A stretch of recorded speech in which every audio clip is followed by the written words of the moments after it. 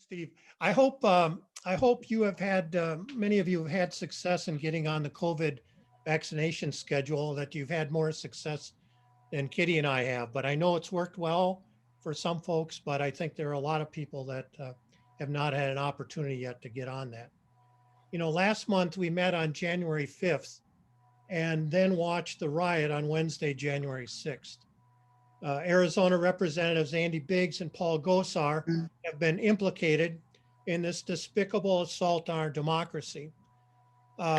You may have read that Biggs's brothers have kind of disowned him along with Paul Gosar's children, but more importantly, they did a poll in his Biggs district, and 6 of 10 of those polled said that they think he should resign if he played a role in the events that occurred in the Capitol on January 6th. And half or nearly half of those polled believe he probably did. One of the Trump legacies will be the lawlessness that he has provoked while claiming to be a staunch advocate for law and order. Isn't that interesting? The people who claim that they're for law and order end up being the most lawless. He kind of really trumps Richard Nixon, who was closest. Oh, yeah. Former Arizona Republican Senator Jeff Flake said that shortly after January 6th, 9,944 Arizona Republicans have changed their party affiliation. Now, that doesn't necessarily mean that they've become Democrats, but I suspect many are now registered as independents. That's a good sign. And voting by mail resulted in a record turnout, as you know, throughout the country and particularly in Arizona. And it's no surprise Republicans will, again, look for ways to make it more difficult for people to vote. Yep. There are 3 pieces of legislation, and Jennifer can probably pick up on this, that are out there. Republican State Senator Michelle Ugenti-Rita has sponsored a Senate Bill 1069, would remove from the permanent early voting list, PEVL, those who have not voted by mail in both the primary and general election for 2 consecutive election cycles. Note 3.2 million voters are on the PEVL. He's also proposing to strike permanent from the existing law. The Senate Government Committee, along party lines, with Republicans in favor, voted to advance the bill 5-4. Republican Senators J.D. Mesnard, Chandler, Warren Peterson of Gilbert, and Kelly Townsend of Mesa, all in our area, all voted in favor of this legislation. Republican Representative Kevin Payne of Peoria introduced legislation, House Bill 2370, to abolish the PEVL, and a separate bill to require those voting by mail to get their ballot envelope notarized. Yeah. Imagine that. Okay. But the most outrageous legislative proposals to subvert democracy goes to Republican Representative Shauna Pawlik of Phoenix. She introduced House Bill 2720, would allow the legislature to override the state certification of election results, allowing them to appoint their own presidential electors. Pawlik also proposed that judges could no longer be allowed to dismiss frivolous election lawsuits. If that comes into being, that means those are all jury trials. Keep in mind, Pawlik's husband is State Supreme Court Justice Clint Pawlik. I wonder if she discussed this with the judge about what a great idea that is. The Arizona Independent Redistricting Commission has been established, and Erica Shupik-Newberg from Chandler has been chosen as the chair. The commission was scheduled to meet this morning. They do not yet have the census data they need to redraw the congressional and state legislative districts. Keep in mind, Arizona will likely add another congressional seat, and I would think that would be located somewhere in Maricopa County, where about half of the state population resides. So there's a lot of work to be done, and that means not a lot of lead time for candidates in 2022. All the more reason in 2021, we need to lay the foundation for success. We need to raise money, recruit more PCs, and keep educating voters about what we as Democrats stand for. Thank you. Good report. Gary. Very well said. Okay. Now, Carol, I can throw it to you. Good evening, everybody. For those of you who are joining us for the first time, hopefully you will enjoy the meeting and get some information and education from it, because that's what we want to do. And also to help you understand that we like to live our values. So we do have some people here who will talk about how we as Democrats can improve our society. I am your second vice president, and so I try and line up speakers who we think will be of interest to you. And if you do have any ideas or suggestions, please either forward them to me or to Steve or through the mailbox so that we can make sure you get something out of the meeting each and every time you're here. So Savannah Drake is here with us tonight, and she is going to talk about her foundation, where she is an advisory board advisor to the Televerde Foundation. So Savannah, go ahead, take it away, and I'll let you explain the foundation and what you do and how we can help live our values through whatever you need us to do. Thank you, Carol. Thank you, everyone, for having me. Before I start, can someone who has host access allow me to share my screen? Probably just by making me a co-host.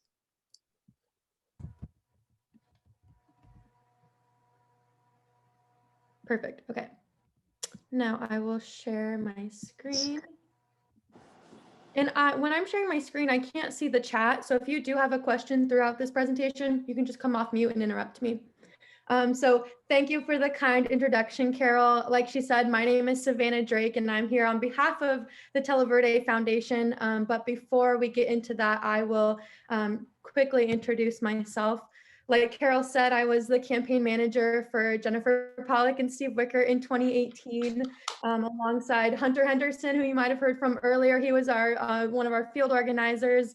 And LD17 was really where I got my start in politics. And I will always have the biggest soft spot in my heart for LD17.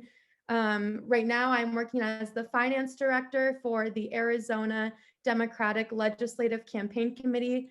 And we're an arm of the Arizona Democratic Party who helps flip seats in the state legislature. And we're trying really hard to get a Democratic majority in the state legislature. But we're the organization that hires all of the staff for, you know, when Steve ran, when Jennifer ran, all of AJ's staff, when he ran in 2020 with Jennifer, when Steve was the district manager, and Laura, I saw Laura on the call, she was a field organizer. So all the names I just listed are all housed really under the ADLCC. But I'm not here on behalf of them. I'm today here on behalf of the Televerde Foundation. So I'll talk a little bit about that. So when you hear of the Televerde Foundation, you might hear of it in two ways.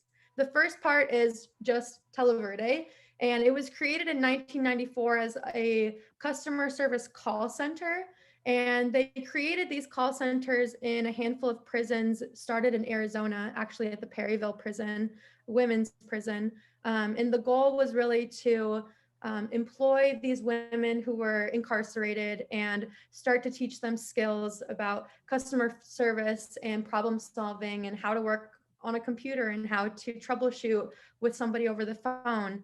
And so the main goal of Televerde was to give these women who were incarcerated real life skills so that when they're released from prison, they have something on their resume to add to make them marketable to employers.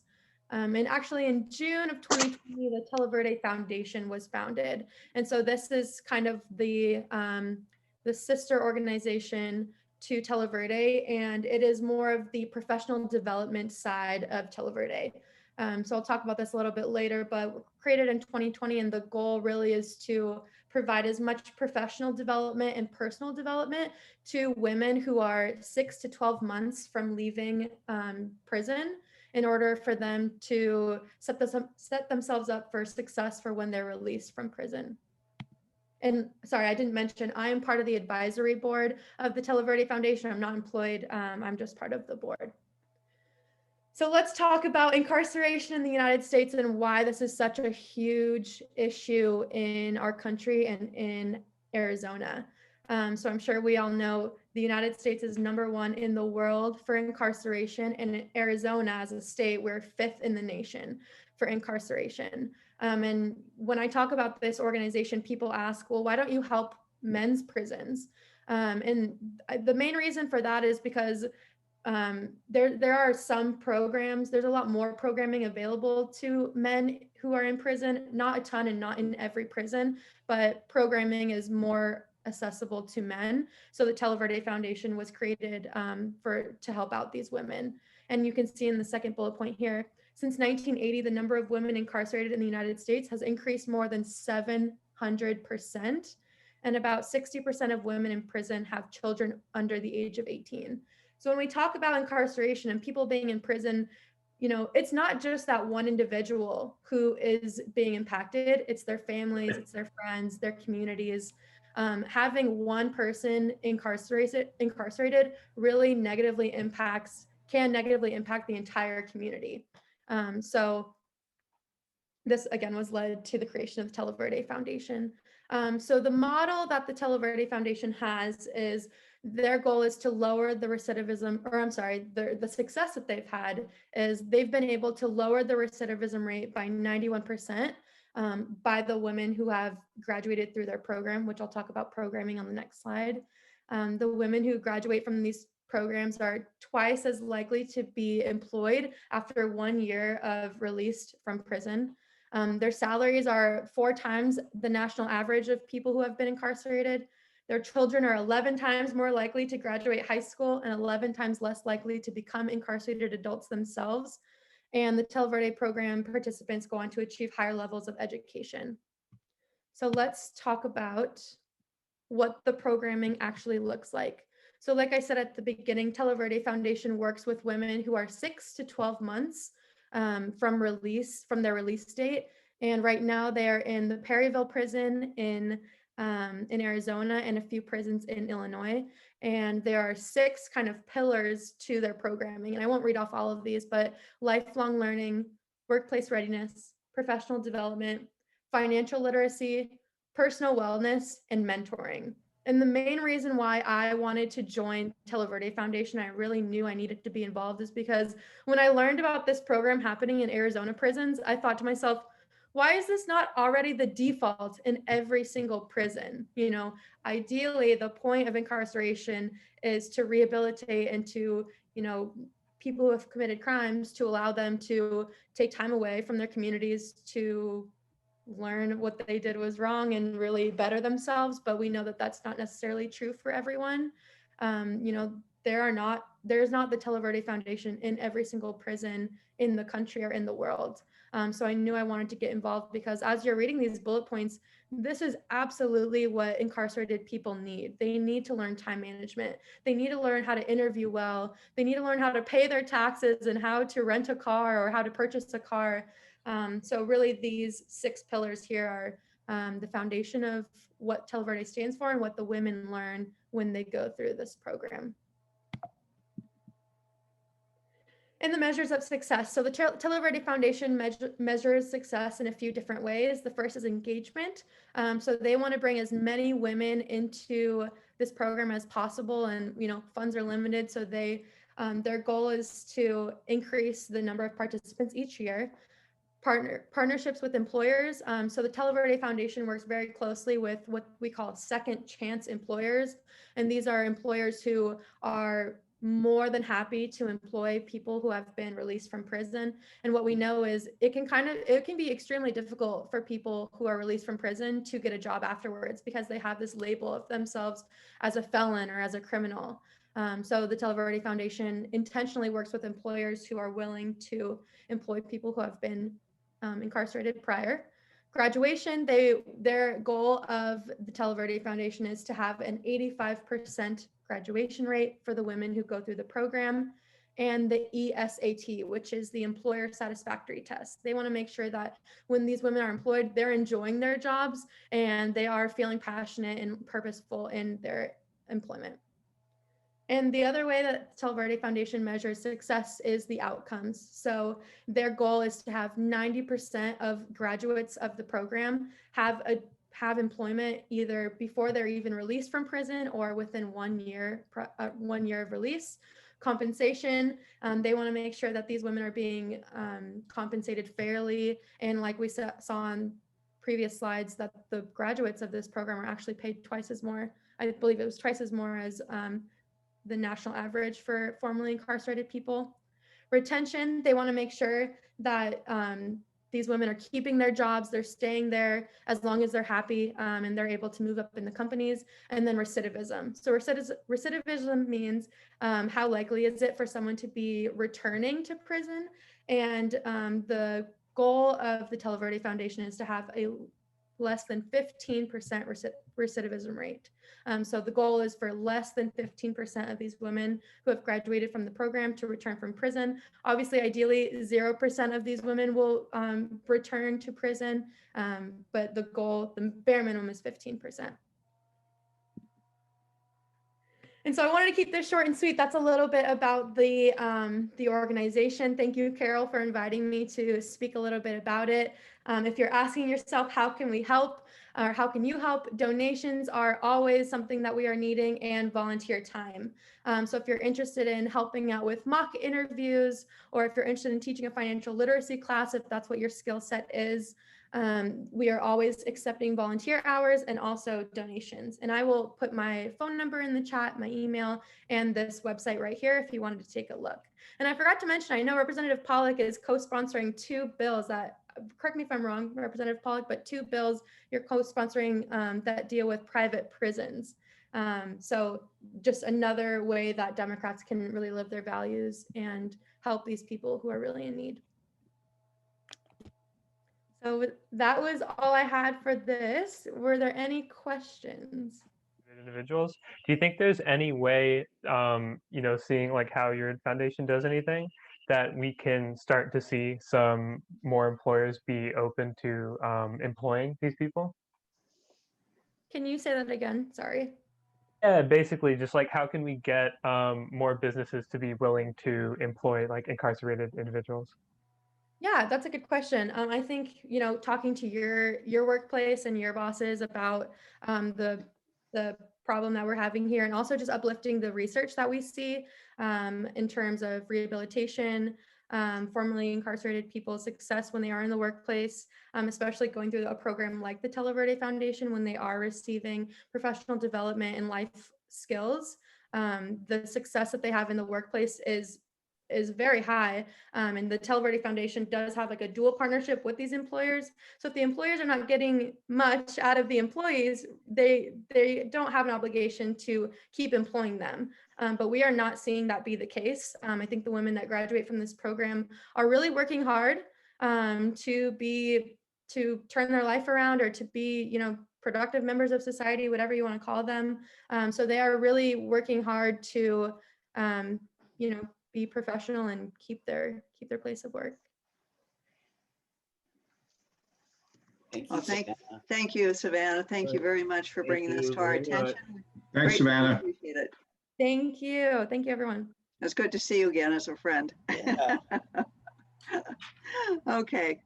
All right. So our next speaker tonight is somebody that I've known very well for the last few years, worked with her very much down at the county office at the Maricopa County Democratic Party. She is the executive director for the Maricopa County Party, and that's Maritza Miranda Saenz. And she is here tonight to talk about the election that we just went through, give us some updates on the numbers for what the county did, also specifically for LD 17. So we have a better understanding of what did happen, good or bad, in our area. And with that knowledge, hopefully we can make improvements for the next cycle coming up. So Maritza, if you're on, it's all yours. Thank you, Carol. I'm going to also need screen sharing privileges, so whoever can give that to me, I appreciate it. So my name is Maritza. I think I know most of you, and for those of you who are new to LD 17, you are in for such a treat. This is a wonderful family of people. They have always made outsiders feel like insiders. So thank you again for letting me come and speak with you today. As Carol said, I am the executive director of the Maricopa County, and the big question is what happened to our down ballot races? What went wrong? Why did we have such great work being done at the top, and then the rest of the ticket, with the exception, obviously, of your great representative here, we got some really close races, but obviously not close enough. I think someone brought up something that is very relevant to our conversation today, which is Stacey Abrams. What are we going to do that's like Stacey Abrams? Stacey Abrams talks to her community, and she talks to her Democratic community. And I think that is something that we really need to emphasize here at the party here in Arizona. There is not this understanding that our job at the party is to talk to Democrats, because if we don't talk to Democrats, no one else will. And there are a lot of Democrats that still need to hear from us. And there is a lot to celebrate here in LD 17. The biggest takeaway from all of this that I want to make sure that we talk about tonight is we got to talk to Democrats. We have the ability, if they can turn Georgia to a Democrat state, we can turn LD 17 into a Democrat district. We can turn Maricopa County is blue. We're just not voting at the rate that Republicans are voting. LD 17 did a fantastic job in turning out the votes with Democrats, as I said. But again, I just want to reiterate, now we have to do the next step, which is telling them to vote all the way down the ballot. Again, Steve, I'm going to need all of your help in LD 17 to convince the top of the ticket this time around that it's really important for them to take responsibility, for Mark Kelly and whoever is on the top of the ticket to take responsibility for the entire county and all of these LDs, and talk about all of our candidates and the importance of voting Democrat down the ballot. So we need all of your help to do that. Yep, absolutely. Well, thank you all. Appreciate it. Thank you, Maritza. Thank you. Thanks, Maritza. Appreciate it. And I'm just going to digress for a moment here too, is we have on the line or attending the meeting tonight, the first vice chair of the Maricopa County, that's Patty O'Neill. And so I just wanted to recognize that, the board of the Maricopa Democratic Party is taking an interest in all the LDs across the way, and that Patty took over for me. And I'm glad she won that seat. And I know we're in good hands on the board this year. So I don't know, Patty, if you want to unmute yourself to say hello, but I just wanted to recognize that you were in attendance here. Thank you, Carol. I have big shoes to fill. Hello, LD 17. You guys did a great job last year. And I know we have work ahead of us, but we're here to help you. So lucky to have Maritza still on staff, and Nancy as chair, and we have a great board. But like I said, I have great big shoes to fill with Carol, following Carol's footsteps. Thank you. You'll do very well. And Patty was the chair of LD 23. So she's been there, she knows what it's all about. And so you've got somebody who's been in the trenches as well. And I hope that, Steve, when we get our PC meeting together, we can give this type of information to our PCs in those particular precincts. And maybe we can pick out which precincts to start working on to make sure that when we do get to 2022, we have a build in those areas. So that's the plan. Okay, we're on it.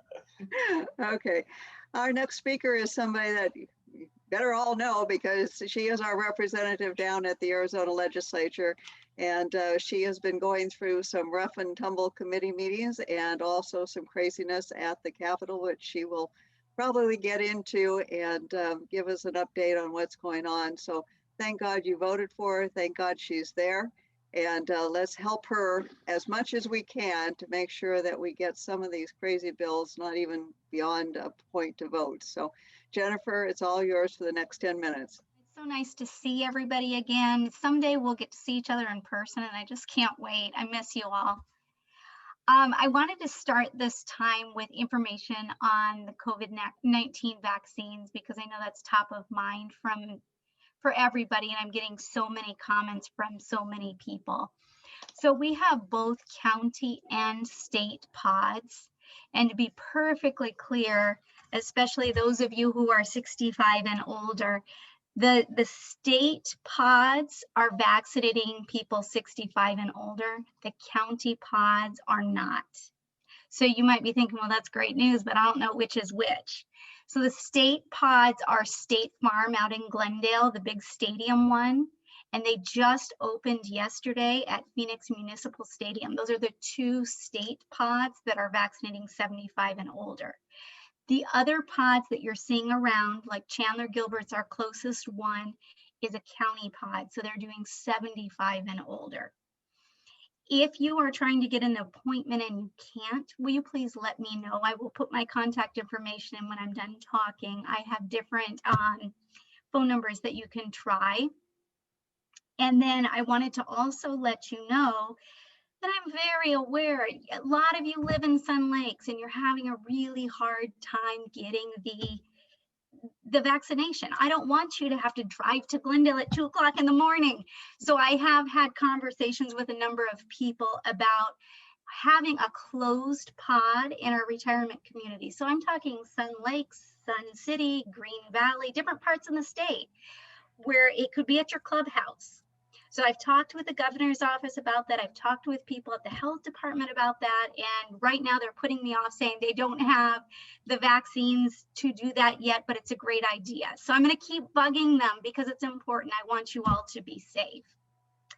So the next thing I wanted to bring to your attention is one of my colleagues, one of my friends has left the legislature, but it's actually good news. So Orlando Teller is a representative from Navajo Nation, and he was named as the Assistant Deputy Transportation Director. He's going to be working like this with Pete Buttigieg on the Biden administration.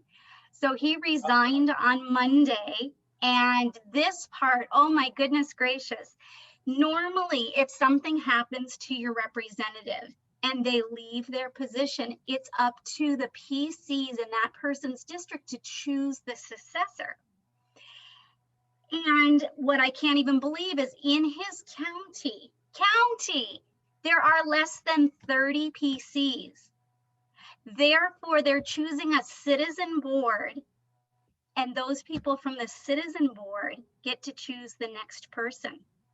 Now, the only requirement really is that it must be a Democrat because Representative Teller was a Democrat.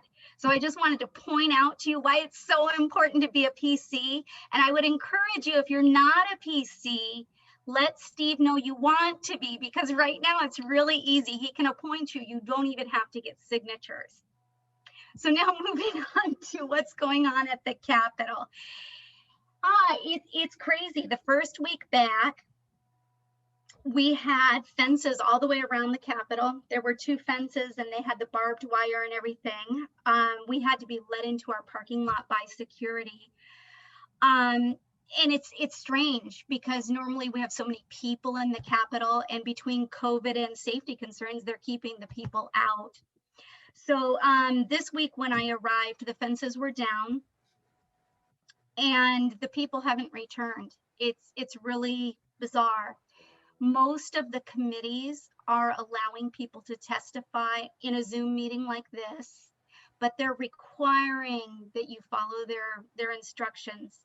So you have to not only sign on to request to speak, but you also have to send an email requesting the link to the meeting, and then you can testify in committee. And we did have a bill this afternoon where somebody from the community colleges, it wasn't a person from the community, but she didn't follow the directions and she was not allowed to testify, which really was a shame. So just know that if you want to testify, I would love to see your smiling face. It was wonderful last week because Paula was so brave and she testified for House Education, and she did an awesome job. So with the Education Committee, I wanted to put out for you that Representative Udall's doing a really good job requiring that everybody wears the mask and wears it properly. So if somebody's mask is dropping down, she gets on them immediately. And if they're not willing to comply, then they have to go back to their office and join on the Zoom. They can't be in the room with us. In the Government and Elections Committee, believe it or not, it's not as crazy as you might think by reading the Arizona Republic. We have been working on bills in 3 different areas. We're working on things, local government, and it's things like posting notices and stuff like that that's really benign. You wouldn't find it probably exciting at all. We have had so many pension bills, I cannot even believe it, but we're having lots of bills on the pension system that the teachers use and that the public safety workers use. And thanks to the public, so many people reached out a week ago on HB 2138. What that would have allowed is to open up an alternative retirement system for the universities. It was looking really bad for the teachers. I got hundreds and hundreds and hundreds of emails, and they've pulled the bill. And it sounds like the bill may be dead. So thanks to your work, it helped to pull a really awful bill. We have also had elections bills in this committee. We have some bills this week, and you can judge. One of them is requiring that you have a privacy folder to hide your ballot in when you're in a polling place.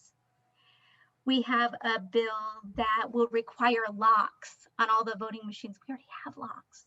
So there are a lot of things that we already have in place, but they're running bills. So know that some of it's not as bad as you are reading about. Last week, we did have the bill to increase the hand counts from 2% to 5%.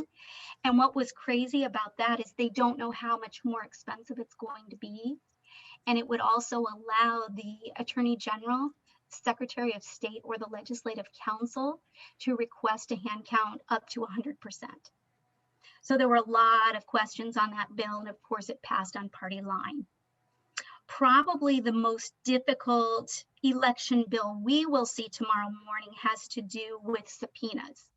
And if you'll remember, with all the chaos of the election, people were asking the Attorney General to serve a subpoena on, I don't remember who they were trying to serve the subpoena on, but he said that's outside of the jurisdiction of my job. I can't do it. So this is giving him permission to do it.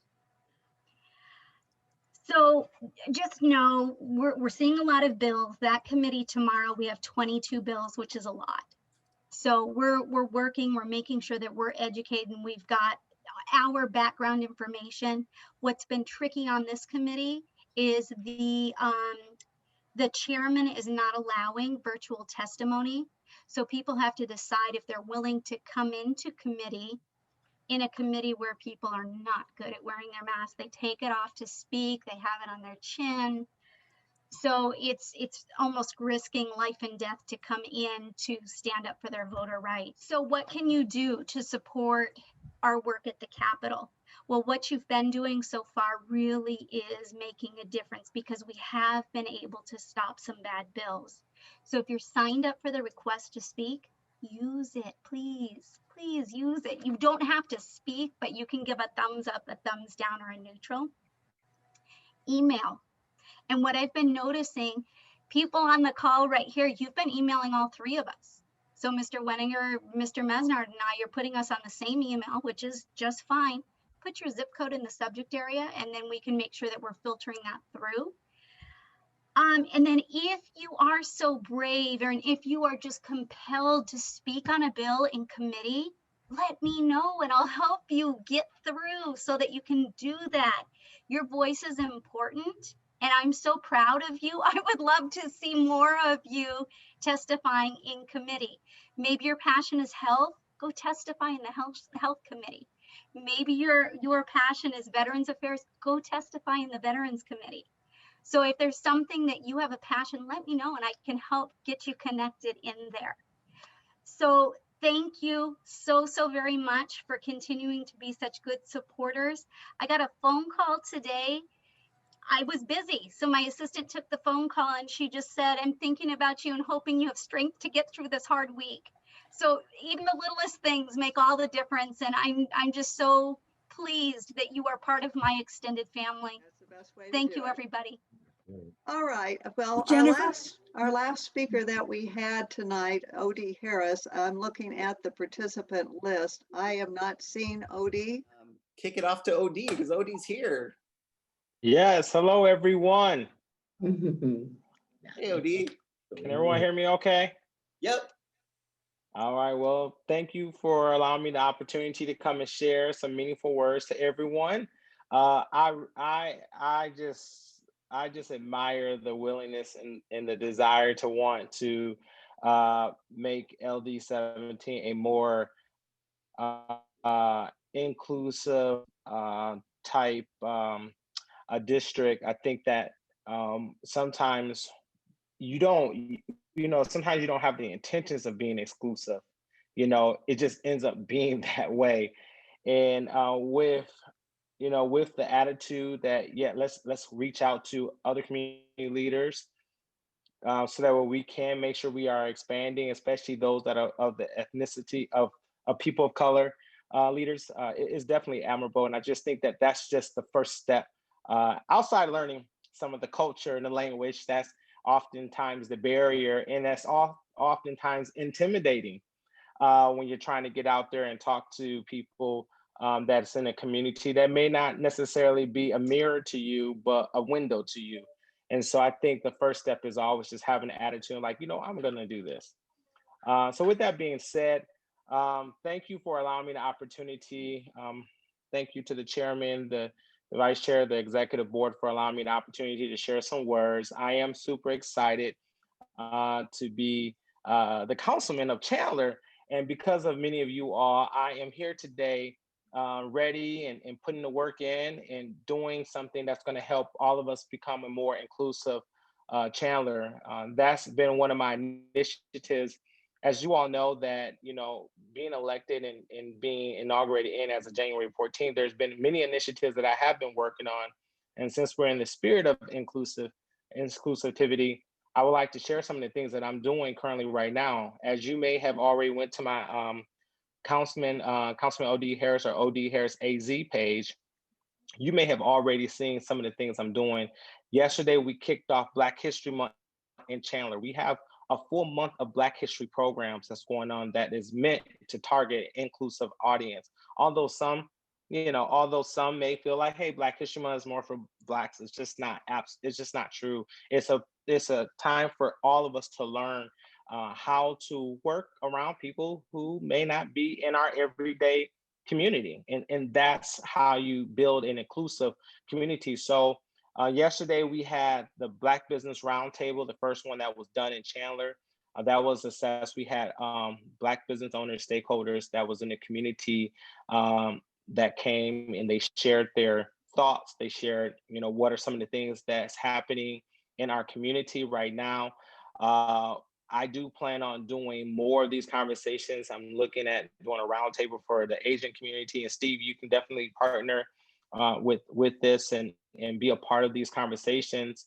But I'm doing a table for the Asian community. Also, a lot of people don't realize we have a big Indian culture here, right here in Chandler. And I think that's important that we do a roundtable because we need to start hitting these groups, start having conversation with these groups and ask them what are the needs. And some of the questions that we were asking at the Black Business Roundtable, how has COVID impacted your business? What have you seen financially that has happened to your business that you still need more help with? One Black business owner shared that he's had millions of dollars come through his bank since COVID. And when it came down to the PPE money and things of that nature, they only would give him $10,000. And it's just a tragic shame. A lot of Black business owners have applied for the money, for the PPP money, and have been denied because of credit. And that is not right. And so those are the struggles that people of color continue to have, even in the midst of a pandemic. They still are being denied the right. It's their dollars as well to get money during this time. And I continue to hear these stories over and over. Another thing that's happening in Chandler right now, as you guys know, that the Gilbert Chandler location is where we're housing vaccinations. That vaccination site could be closed by the end of February if we don't get more vaccinations over there. Currently, right now, the city of Chandler, along with my team and along with some others, I got a chance to talk to Congressman Greg Stanton I spoke with Representative Jennifer Germain from LD18. We were able to have some robust conversations about how we can get vaccinations to our seniors, which we are working on a phase 1 plan, which is going to allow seniors, it's going to help seniors get appointments. One community that's underrepresented, that's in Chandler right now, that sits on a county island, is Sun Lakes. That is a big problem that we must address. Those are seniors out there, and it's unfair that they don't have full representation like they need to. We need to make sure we get out there and get to that community and talk to them and see what we can do as well. Another thing that we are doing, as you all know, in Chandler, we opened up the PPP money for people to apply up to $10,000. If you have an employee or you have subcontractors that work for you, you can apply for that money. That money has opened up. You can go to Arizona Community Foundation to learn more about how to apply. Also, we have the $500. Okay. I'm sorry. We got the $500 reimbursement plan that is critical to making sure if you guys are buying PPE equipment for your business, Chandler will reimburse you up to $500 if it's a business inside Chandler. So we got the I Choose Chandler program that's going on. But I will share, I'm sorry for talking so long, I didn't even realize the time. But I would just share this. At the end of the day, get involved. If you really want to do some damage this month and just really just be all inclusive, I can get some information out to the team. And you guys come out to some of the Black History programs that's going on inside Chandler. The best way to deal with it is face it and be in it. So thank you for the time. Make sure everyone please go and follow my page, Councilman O.D. Harris, on Facebook, Instagram, Twitter. I'm on there and I'm ready just to serve, and whatever I can do to help anyone that's on this call, please let me know. I am definitely very much interested in partnerships on how we can do better as a team. Thank you. Thank you. OD. I appreciate that. And you know, please keep me in the loop on a lot of the stuff that's going on, because I know now that you're tied into it, you know, and it's just not me attending these events. I would encourage everybody to get out there and attend as well. So thank you so much. We appreciate all you're doing. And Howard, 1 second. Javier Ramos, he just asked to make an announcement really quick, and it's going to allow that. Thank you, Steve. This is Javier Ramos. Some of you may know me. I'm an attorney for Gila River, and I also used to be an attorney for the Navajo Nation. My wife is Navajo. My kids are Navajo. The former Navajo Nation president, Albert Hale, passed away today. He was the second Navajo Nation president. He passed away from COVID, and Governor Ducey has ordered all state flags to be at half-mast. So I just wanted to let you know, the Navajo Nation has 1,000 COVID deaths. And so in Gila River, we also have a lot of my workers that I work with, 9 individuals have passed away. So everybody, and I feel for you, Helen Hughes, and everybody, just take care of each other. And so I just wanted to make that announcement. Thank you, Steve. Thank you. So on Saturday, February 6th, so we're having basically just a one-on-one on how the Arizona legislature works. Jennifer is actually included in that, so she's going to be speaking, and I need to, I just remembered I need to hook up with her and figure out what she's talking about since I volunteered her for it. But that's a good opportunity if you really want to understand how the legislature works. I think that's a great opportunity to learn all about it from people that are actually doing the job. So that's a really good thing. Just going to the calendar, we all know that the Sun Lakes Democratic Club meeting is next Monday. Feel free to join. You don't have to live in Sun Lakes. We'd love to see you be part of that group as well. And then we get to February 10th, which is that request to speak. That's at 6:30 p.m. We don't have the time on there. That's 6:30 p.m. And I'll get out some information with the Zoom link and everything on how to get into that. The last one, which we don't have on here, is we're also establishing a monthly volunteer effort for the United Food Bank. That I believe, and actually Laura might have to help me with this because I think it's on the 19th. So this month it's on the 16th and it is already full. That's full. Okay. But we are lining up an event for every month. So we're going to have that opportunity. And when that comes up, we can put it out there for you. And if you'd like to sign up, we got a tour of the facility and it was really amazing. I didn't actually get to volunteer there, which I know Carol has, I know Laura has, Jennifer has, but it was really fun and it was designed really well. So I would suggest everybody sign up when we get a chance to do that. So Steve, are we going to do any more food drives? We don't have any on the calendar right now, but I think that since we got such a great response, I think it's probably something that we should probably talk as a board and put that together. I think that would be a good thing to do. Is that United Food Bank? That's United Food Bank, but I sent them a check. Okay. Yeah, and we can do it for other food banks as well. I mean, Yeah, Matthews okay. Crossing, I know we've done work for them. I do a lot of food banking, donations. Yeah, and I think that's great. And that's another good point to bring up that I didn't bring up before. I think Laura can correct me on this, but I think we also raised about $2,000. Yeah, it was a little bit difficult to get the figures since we were collecting, like it was all of, anything that had been donated on that day. But based on our estimates and the information we had from them, it was over 2,000 at least. Good. Yeah, so it's incredible work and it's much needed right now in the community, especially with what's going on with coronavirus. So thank you all for those that have participated in that. Thank you all so much, and I appreciate just all the hard work that we're all still doing, and I think we're doing some really good work too. And I'm looking forward to this year, and this doesn't have to be part of the notes, but I also we met with Shake. And Shake has done some amazing work, and we're hoping to get him to give a presentation for us in the future, so he can kind of outline what he did with the Bangladeshi community. It was incredible, and they had an amazing turnout in their community. So I just wanted to do a quick special shout out to Shake, because when you get almost 100% turnout of your community, you're doing something right.